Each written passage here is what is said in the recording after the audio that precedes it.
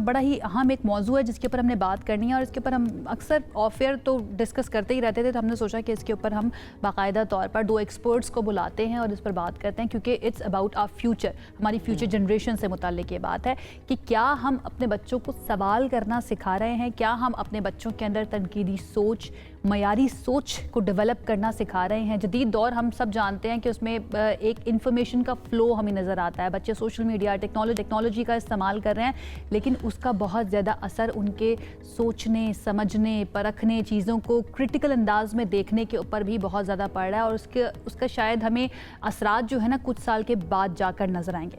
तो हमने सोचा कि इसके ऊपर ज़रा जान लेते हैं कि पेरेंट्स को पेरेंटिंग किस तरह से करनी चाहिए, किन चीज़ों का ख्याल रखना चाहिए और ऐसी कौन सी गलतियाँ हैं जो पेरेंट्स राइट नाउ कर रहे हैं जो उनके बच्चों के फ्यूचर के लिए ठीक नहीं है। हमारे साथ इस पर मौजूद है बात करने के लिए शीरी नकवी साहिबा। उनसे हम जानेंगे कि किया जाना चाहिए इस सिलसिले में और वो खुद ओवरऑल कैसे देखती हैं इस सिचुएशन को। और इसके साथ साथ माहिर नफ्सियात हैं वजीहा जफ़र साहिबा, उन्होंने हमें स्टूडियोज़ में ज्वाइन किया, उनसे भी हम बात करेंगे। Wajiha, thank you so much हमें ज्वाइन करने के लिए। आपकी इजाज़त से अगर मैं शीरी आपा से स्टार्ट कर लूँ।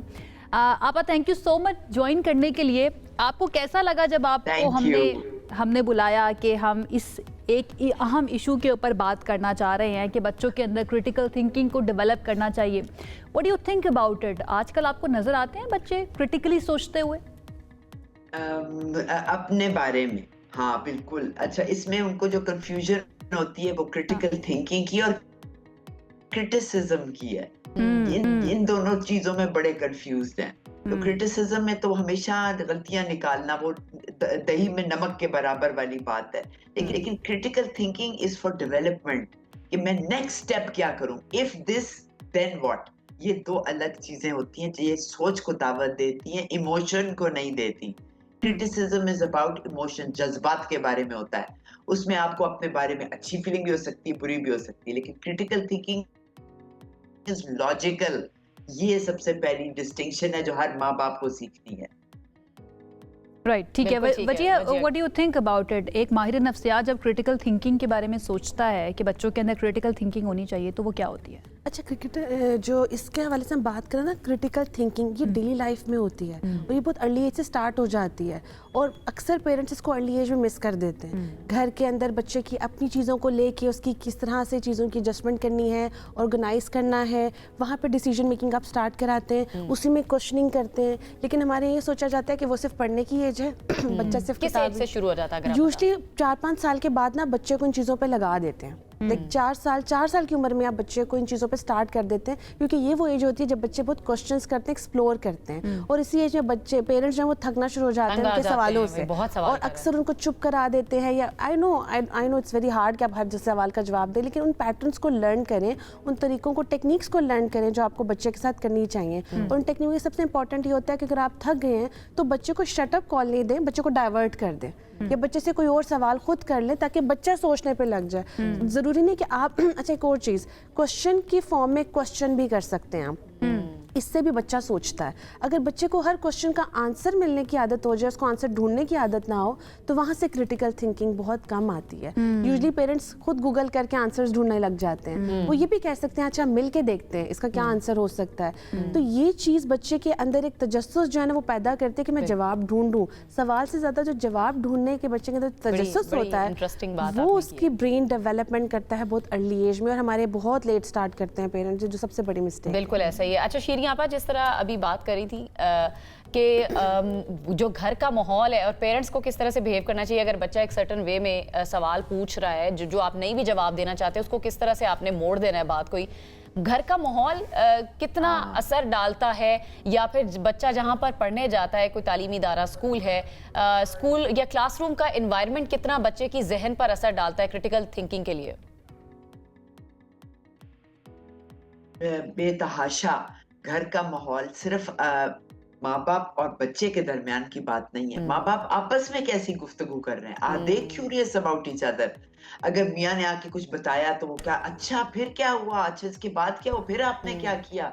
ये वाले जो माहौल है, ये सांस लेने जैसे हवा होती है हमारे फेफड़ों में, ये लफ्ज होते हैं जो हमारे दिमाग में ऑक्सीजन की तरह जाते हैं। इसमें क्यूरियोसिटी, बच्चे की जो नेचुरल आदत है वो आप उसको प्रमोट कर रहे हैं। सबसे बड़ा सवाल जो बच्चे के लिए होता है, तुम्हारा क्या ख्याल है? जब आप ख्याल को दावत देते हैं, वही बात इमोशन को सिर्फ नहीं। हाँ, उसके बाद आप पूछ सकते हैं, अच्छा इससे how do you feel about it?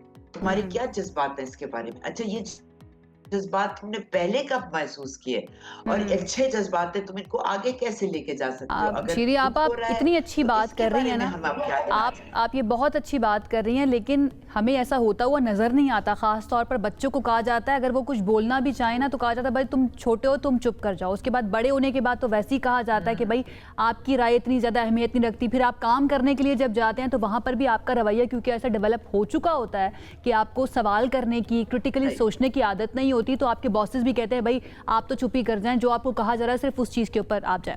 मैं आती हूँ उसके ऊपर, लेकिन हमारे साथ एक लाइव कॉलर है याहिया, उनकी तरफ चलते हैं, उनका पॉइंट ऑफ व्यू ले लेते हैं, then I will come back to you Sheeri आपा, और आप का नुक्ता नज़र जानूंगी मैं इस पर। Yahya, thank you so much call करने के लिए, क्या कहेंगे? अस्सलाम वालेकुम। पहले तो तमाम दोनों स्मार्ट गर्ल्स को सलाम हो, और शीरी आपा तो वैसे ही छाई हुई है, और वजिया को भी सलाम हो।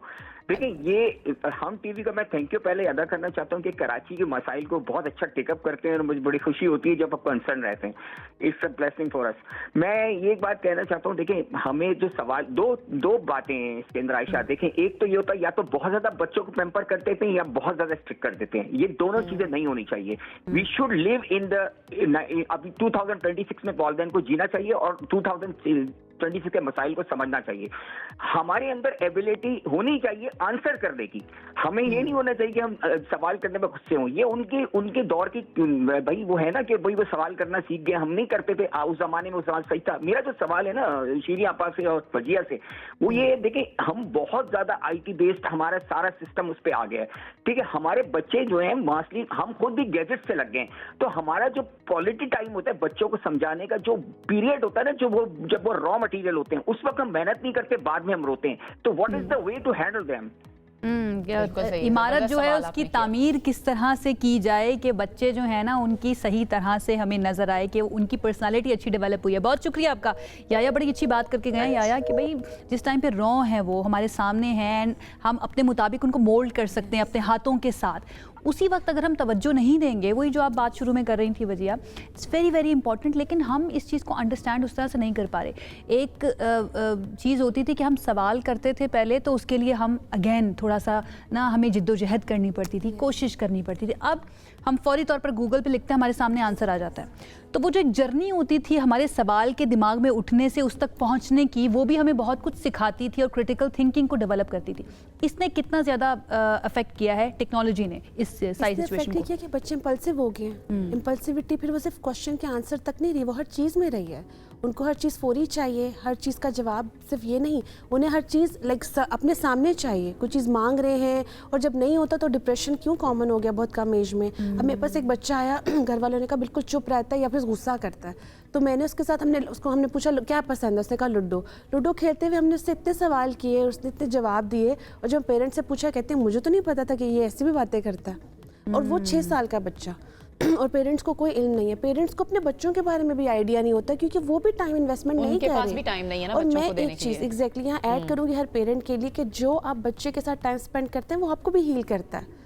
वो आपके अंदर से जो बच्चा निकलता है ना, वो फिर दुनिया की जितनी अफरा तफरी है ना उससे रोकता है आपको। और आप करके देखें, मैं कितने पेरेंट्स को बाकायदा क्लिनिक में प्रैक्टिस कराती हूँ और पेरेंट्स इतना खुश होते हैं और उनकी अपनी जो एंजाइटी है वो काम डाउन होती है। ये इंस्पिरेशन पता है मैं शीरी आपा से लेती हूँ, क्योंकि जब भी हम उनसे बात करते हैं मैं उनको कहती हूँ she is the Gen Ziest of the Gen Z.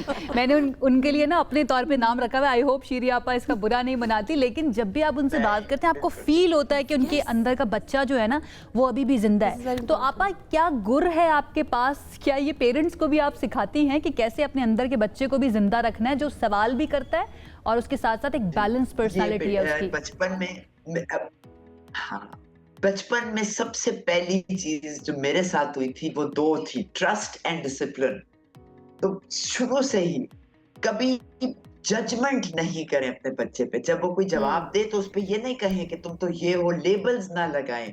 Label सबसे कि तुम तो नकम्मे हो, तुम ऐसा क्यों सोचते हो, तुम सुस्त हो, ये आपकी क्रिटिकल थिंकिंग को जैम कर देता है। जैसे एक रोड ब्लॉक हो जाए कि आप स्पीड में जा रहे हैं और आगे नहीं जा सकते।